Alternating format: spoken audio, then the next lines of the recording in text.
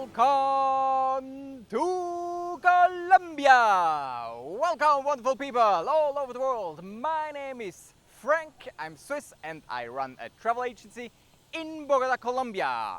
Currently, I'm Leticia in the Amazon, and Leticia is the capital of the region of the department Amazonas, and it has 110 square kilometer of area. That means it's bigger than, for example, Iceland or South Korea. It's huge, and it's almost no populated because there's Amazon forest everywhere. So what to do when coming to Leticia? What you can see almost everywhere is monkeys, all different kind of monkeys in the trees around Leticia. You go to lodges, you will find them everywhere where you find trees and food in the trees. So you will find monkeys everywhere and caimans in the water. And funny, I heard histories about caimans being 8, 10, up to 12 meters of size, of length.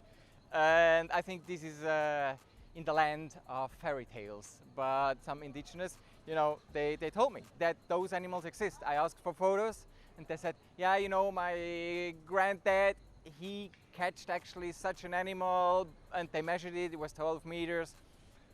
No photos, because it's a long time ago.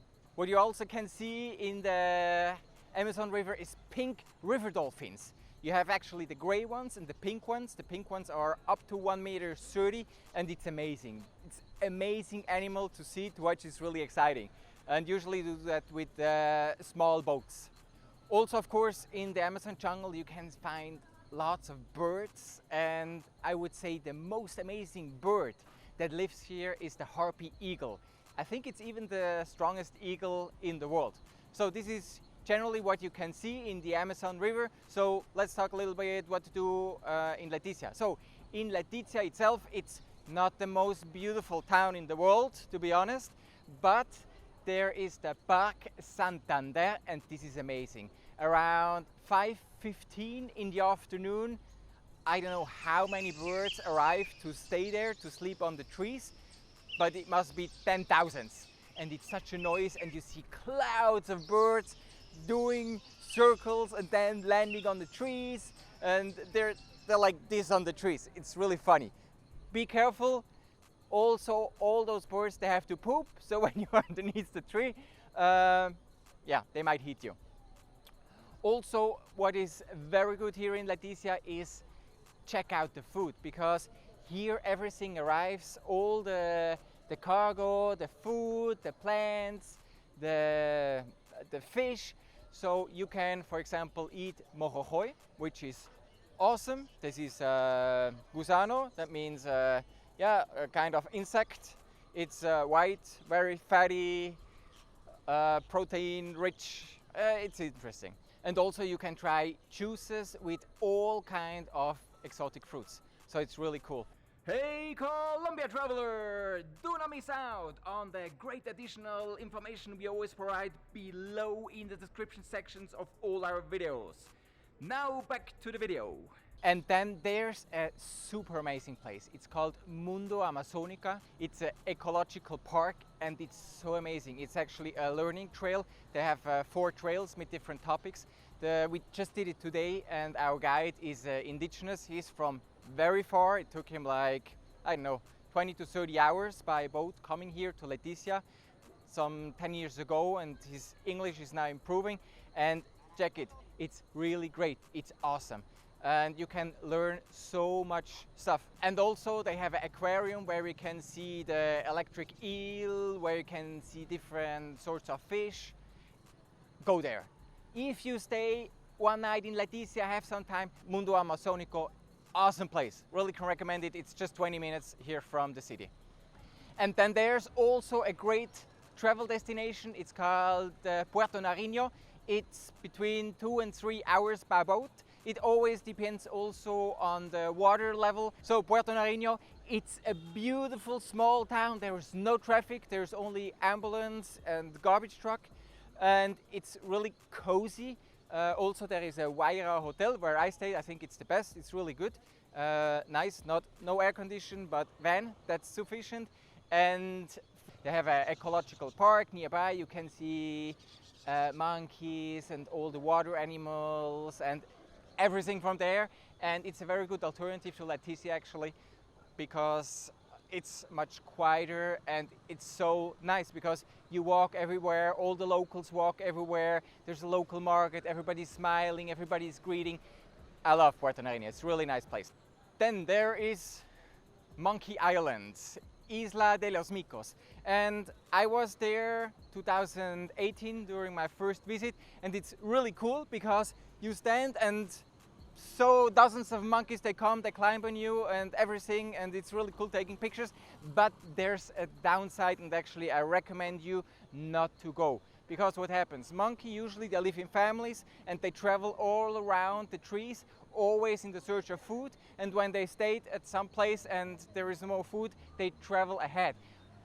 On the island they're isolated, they're just on the island, and they brought that by humans. They say it was actually a drug trafficker who brought them there. And now when people go, sometimes the monkeys are aggressive, they get bitten, there is a problem with diseases. And also what they told me is that sometimes monkeys, they all die because they all have diseases, and they just capture new monkeys, place them on the island because it's a tourist attraction and they make a lot of money with it. So avoid Monkey Island. As cool as it is, taking pictures, I think it's not for the good of the animals. By the way, almost everything I'm talking about, we have separate videos of all the topics, so check out the YouTube channel and you will see detailed videos of all the destinations and activities to learn exactly what it is about. So let's go on. Then there is Macedonia. That's actually a very funny place. You have indigenous people, they dress up in their traditional costumes, they play music and they dance, and they take you for a dance, and it's a great show.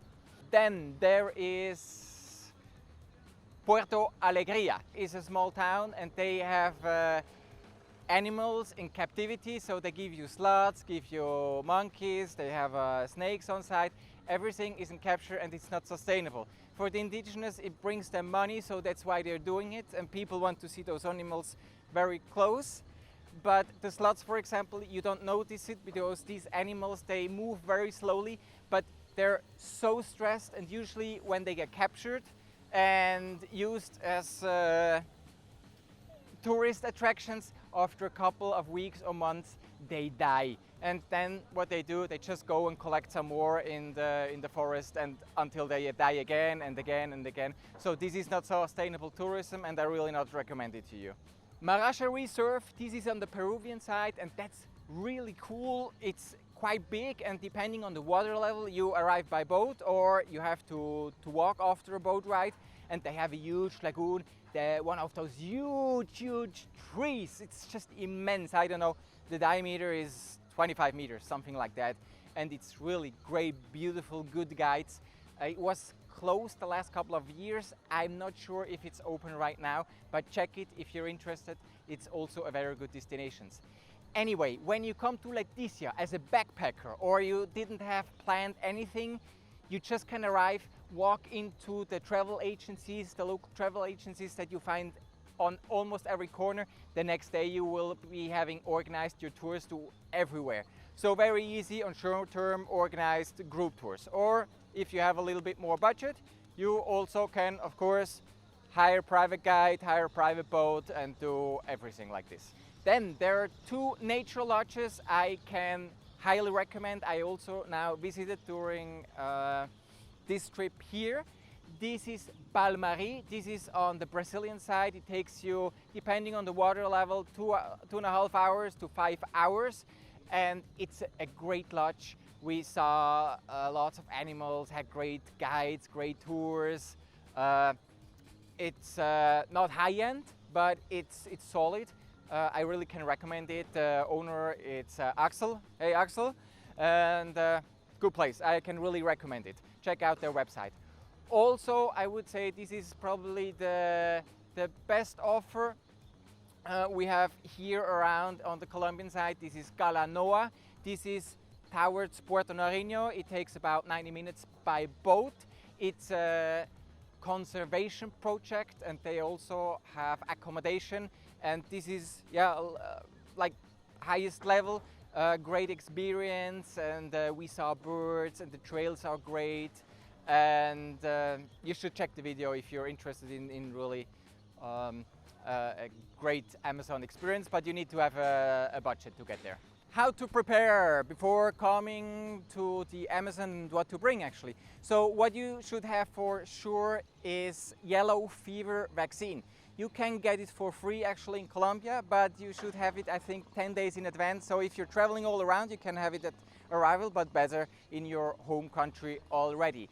What you need is a strong repellent. You should bring one that has a high amount of DEET. DEET is actually the only thing that is working against the mosquitoes, and even with the high amount of DEET, they will bite you. But the downside is, this what I told you in Kalanoa, that their bees are dying, and this is probably or maybe because of DEET, but this is like the only thing that can protect you. We didn't use any mosquito repellent, and I had hundreds of mosquito bites and my hands were swollen, because when you go out at night, those are great tours, but I mean, you just get bitten. It's just harsh. Then also what you should have, or what you need to have, is rubber boots. In many lodges and many sites, they will have rubber boots for you if you have size 15 or 48, something like that. They won't have any rubber boots. I think the limit is like 45, 46. So rubber boots are very important for doing all the tours and stuff.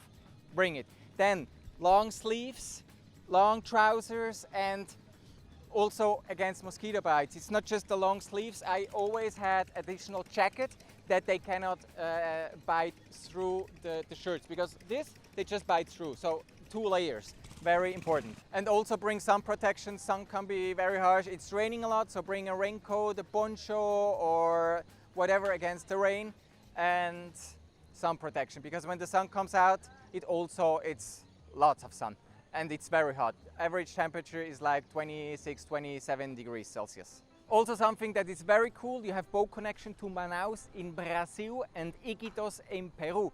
So you have the slow boats. They, on both sides, they need 3 to 4, 5, 6 days to Manaus, depending on how many stops they have to do, because some are cargo ships and take a little longer. And then you have the fast ships, and the one to Iquitos, it takes I think 12 hours and has 2 floors. It looks quite modern.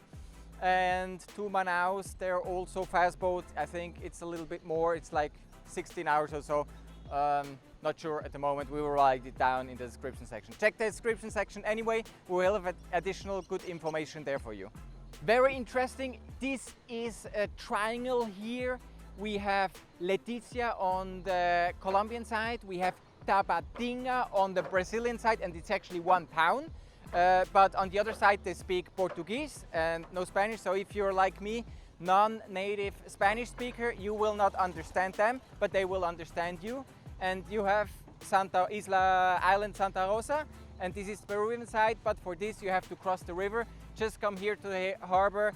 At the moment it costs 5,000 pesos per person to cross over. It's 5 minutes or 10 minutes by boat. Very easy. And to Tabatinga, it's the same city. And also everywhere they accept Colombian peso, then real in Brazil, and the sol from Peru, but you can pay with all those 3 currencies like everywhere here. Something I forget to tell you, something very important when you arrive in Leticia airport. There's a little office where you have to pay tourist tax. The point is, when you arrive and go the same day to Brazil or to Peru, you don't have to pay the tax. When you book the hotel, ask the hotel for a voucher. But when you stay in Leticia or you go to Puerto Nariño, then you have to pay the tax. Also, if you come back and stay in Leticia or in Puerto Nariño before flying out again, then you do the tax. Make sure when you take a tuk-tuk taxi or moto taxi or boat taxi, always ask the price first, because you have gringo prices. And for example, when we came back from the harbor, our apartment is just 1 block away. They wanted to have 10,000, and I said, 10,000, come on. And then he said, okay, it's 5,000. So be careful of gringo prices with transportation. They try always ask beforehand. So I talked about water level. So the difference in water levels is 8 to 10 meters. Make sure in advance that you know when you're going and plan accordingly, because it's quite different. When the water level is high, you actually drive with the boats through the forest, and that's really cool. But when the water is low, you have bigger chances to see the caimans and fish. Piranha fishing is easier. Seeing sloths and different animals is easier because there's not so much place to hide, and the animals, they're more getting together. But both is cool. Now water level is high and it's going to the dry season, so it's not raining as much. That's also good. But anyway, whenever you go, you will have a great experience because it's such a cool destination and it's very virgin. In terms of quality, I can tell you we're not as developed so far as in Iquitos in Peru. They have much more experience. They have great guides speaking different languages. We're not there yet in Colombia, but I met some awesome entrepreneurs and some awesome people here in Leticia, and I'm sure in the next 10 years we can catch up and add many offers, and also the guides, they will learn languages and become better and also fitter for international tourism. Thanks for watching! That was the travel guide for the Amazon here in Leticia. I hope you enjoyed it. If you have questions or whatever, write it down in the comment section. I hope to see you soon here in Colombia. All the best. Yours Colombia Frank. Bye bye.